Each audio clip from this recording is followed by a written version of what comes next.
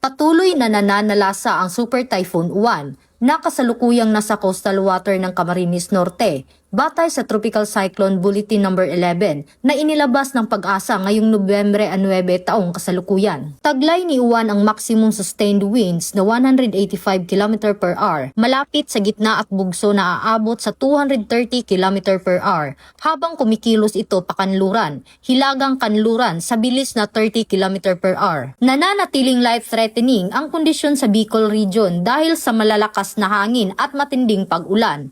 Ilan sa mga lugar sa ilalim ng Tropical Cyclone Wind Signal No. 5 ay ang Northern Camarines Norte, Northern Catanduanes at silangang bahagi ng Camarines Sur, kung saan inaasahan ang matinding pinsala sa buhay at ari-arian. Nagbabala ang Pag-asa sa posibleng storm surge na higit 3 metro ang taas sa mga mababang baybaying lugar ng Cagayan, Quezon, Bicol Region at ilang bahagi ng Metro Manila.